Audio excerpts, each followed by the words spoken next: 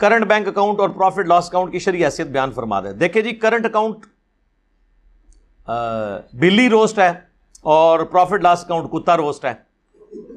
تو بلی روسٹ مجبوراً کبھی کھانی پڑ جائے آپ کو تو وہ علیحدہ بات ہے. تو اب تو مسئلہ حل ہے, آپ اسلامک بینک جو ہیں, جو پیور اسلامی بینک ہیں, ان میں اکاؤنٹ کھلوا لیں.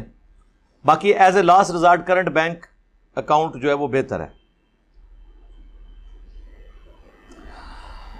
نان اسلامی بینک جو سیونگ اکاؤنٹ پر پیسے دیتے ہیں, سود ہے, ان کے مطابق سود کے زمرے میں نہیں آتا, ظاہر ہے انہوں نے تو یہی کہنا ہے. اسلامک بینک والے جو کر رہے ہیں وہ پروفٹ درست ہے. میں نے باقاعدہ ان کے ساتھ میٹنگز کی ہیں, میں نے ان کی اینول رپورٹس پڑھی ہیں, پوری تحقیق کرنے کے بعد اس رزلٹ پہ پہنچا ہوں کہ جو اسلامک بینک ہیں وہ منی اگینسٹ گڈس کے مطابق چل رہے ہیں. اب کہنے کو تو لوگ کہتے ہیں دونوں ایک طرح ہیں, تو وہ تو کافر بھی کہتے تھے کہ سود اور کاروبار دونوں ایک طرح ہیں. سورہ بقرہ میں ہے, اللہ فرماتے ہیں ہم نے کاروبار کو حلال کیا اور سود کو حرام کیا. تو کہنے کو تو ایک بات ہی لگ رہی ہے کہ وہ بھی پروفٹ دے رہے ہیں. سر بہت فرق ہے. اسلامک بینک والے منی اگینسٹ گڈز کرتے ہیں, آپ کو وہ پرسنل لون نہیں دیں گے پیسے کے بدلے پیسہ. آپ جائیں لے کے بتائیں مجھے. وہ آپ کو کہیں گے کہ آپ نے مکان لینا ہے, زمین آپ کی ہوگی, کنسٹرکشن ہم کروائیں گے اور اسی ریشو پروپورشن سے ہم مالک ہوں گے. پھر جب تک آپ ہمارا قرضہ نہیں اتارتے اتنی دیر تک جتنے حصے کے ہم مالک ہیں آپ اس کا ہمیں کرایہ دیں گے, اور آہستہ آہستہ آپ اس کے مالک بنتے جائیں گے, اور یوں یہ سارا معاملہ سیٹل ہو جائے گا. میری یوٹیوب پہ کئی ویڈیوز ہیں اسلامک بینکنگ کے اوپر, سود کے اوپر, قسطوں پہ کاروبار, وہ آپ دیکھیں. پچھلے دنوں نہیں, اب تو خیر کچھ سال ہی گزر چکے ہیں, کراچی ایئرپورٹ کی توسیع ہونی تھی تو عام بینکوں کے پاس تو پیسہ کوئی نہیں تھا, تو اسلامک بینک والوں سے گورنمنٹ نے ادھار مانگا 6 ارب روپیہ پاکستانی. انہوں نے کہا ہم تو آپ کو نہیں دے سکتے, اس کے بدلے جو آپ دیں گے وہ تو سود ہوگا. تو انہوں نے کہا کیا حل ہے؟ ان کا حل یہ ہے کہ جو آپ نے خریدنی ہے نا چیز وہ ہمیں بتائیں, وہ ہم خریدیں گے, پھر آپ ہم سے قسطوں میں لے لیں. مثلا 6 ارب روپے کی مشینری تھی یا انفراسٹرکچر تھی, وہ انہوں نے خریدی تو 6.25 یا 6.5 ارب روپے میں حکومت نے قسطیں دے کے ان سے وہ خرید لی. پیسہ نہیں دیا انہوں نے.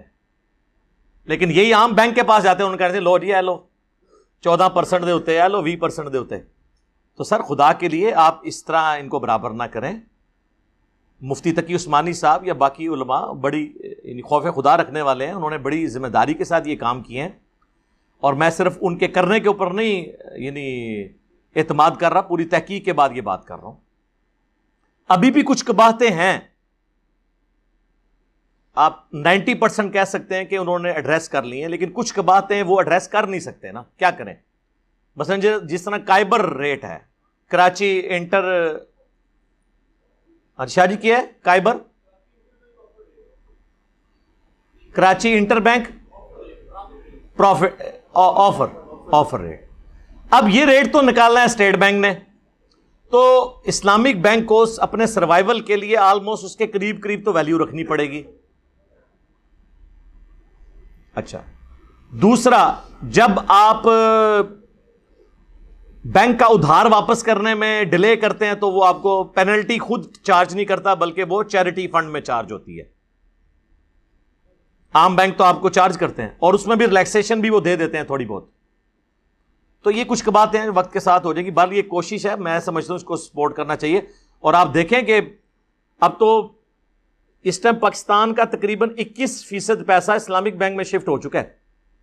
فیصل بینک تو پورا اسلامک ہو رہا ہے, انہوں نے اناؤنسمنٹ کر دی ہے, کیونکہ لوگوں میں اب شعور آ رہا ہے. ابھی بھی پاکستان میں 70% سے زیادہ لوگ ہیں جو بینک یوز ہی نہیں کرتے, انہوں نے اپنے گھروں میں پیسہ رکھا ہوا ہے. باقاعدہ سروے ہوئے ہیں سود کی وجہ سے, حالانکہ ہے بے نمازی ہیں,